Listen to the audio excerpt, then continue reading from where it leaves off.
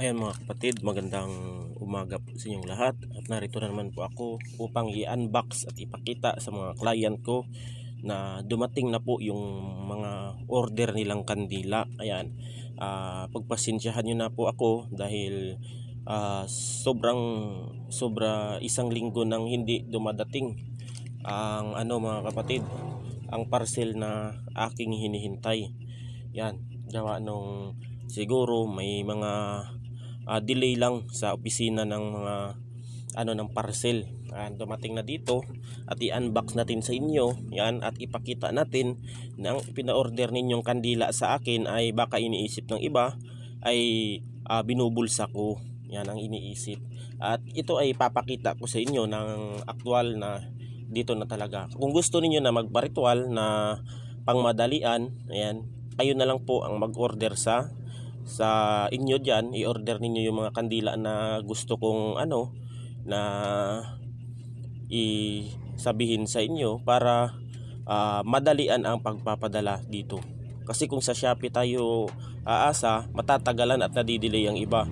May iba kasi na paulit-ulit na nagpe-PM dito kung saan daw yung asa na daw po yung kandila kasi hindi pa daw dumadating.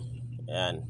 Ngayon lang, kagahapon lang dumating dahil may pinuntahan ako kagahapon. At dito na at i-unbox natin at ipapakita sa inyo yung mga kandila na in-order natin. Yan mga kapatid, pagpasensyahan na ninyo ako. Yung pera na inyong pinapadala dito sa akin ay yan ay hindi ko po yung ginagastos o mga kapatid. Yan ay may may inilalaan ako diyan na ang budget ninyo para sa ritual. Binibili ko po yan ng kandila. Yan lang ang masasabi ko. Hindi ako nandudugas ng kapwa ko, hindi ako nanluloko. Ayan. At parang ko na rin pag niloko ko kayo. Yan. Dapat lang tayo, tiwala tayo sa sa ating kapwa mga kapatid. Ako mga kapatid, minsan kasi mga kapatid nagtatanong sila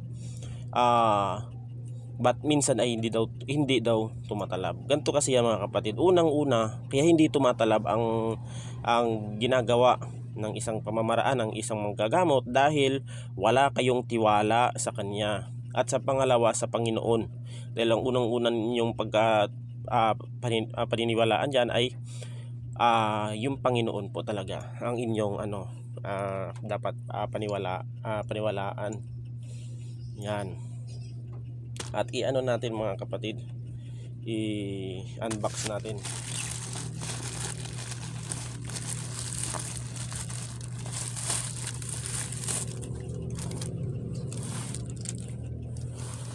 Ayan po. Yan. Yan ang masasabi ko. Yung pera ninyo na yan ay in-order ko yan sa Shopee ng mga kakailanganin. Yan.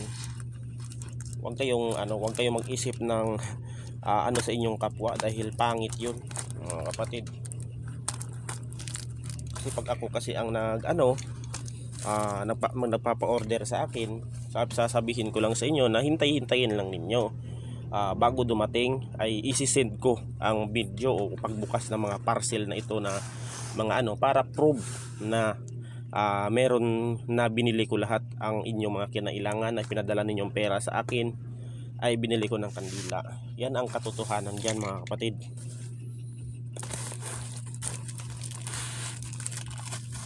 Hindi ko kailangan ng mga pera na iyan para makapanloko ng kapwa. Hindi. Ayaw ko ng ganun mga kapatid.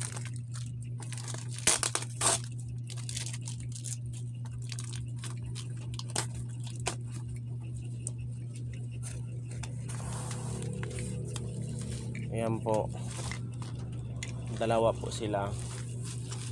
Ayan. Dalawang tao po ang magpaparitual sa akin dito. O inisa ko na lahat ang pag-order para isahan na lang. Ayan. Huwag po kayong mag-alala, ay gagawin din natin yan yung pamamaraan. Yan din ang sa susunod na ipapadala ni ma'am. Magpaparitual din siya about sa negosyo, pangkalahatan na din. Kaya ipapadala niya yung kandila. Ayan nga ang sabi ko sa kanya, na kung kayo ay nag-aalangan sa akin na magbitaw ng pera para sa pangbiling kandila, kayo na lang po ang bibili at ipadala ninyo sa akin sa address na ito, sa pangalan at sa cellphone number para makuha ko kaagad. Yan po ang katotohanan. Yan mga kapatid. Yan, unbox natin para makita ng mga manonood na mga natin, mga solid na supporters at taga suporta sa ating video.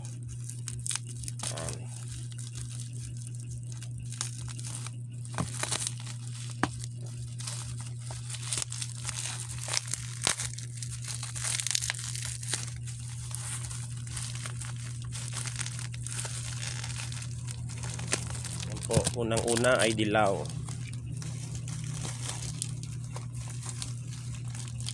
Sunod ay red. Yan, ipapakita ko sa inyo talaga para mga kapatid. Violet, blue,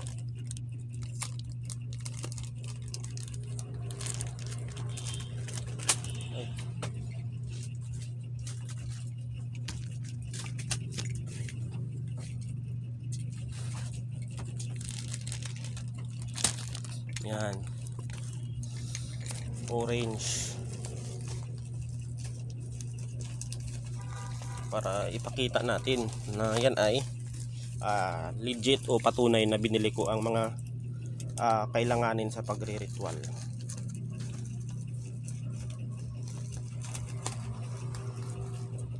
Kayo po talaga ang magpo-provide nun pag magpapa-ritual kayo, kasi kung ako, wala akong pera na pang-abono dyan sa mga pambili ng materyales, kasi hindi naman po ako mayaman. Yung kinikita ko dito sa panggagamot ay sakto lang din.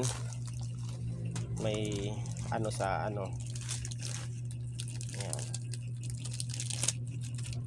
dalawang puti,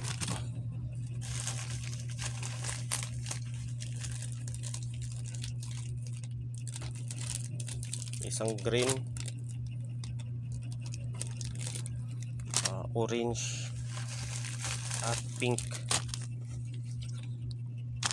Yan na po mga kapatid yung mga kandila na pina-order niyo sa akin. At hanggang dito na lang, at God bless us all. Ingat po tayo palagi.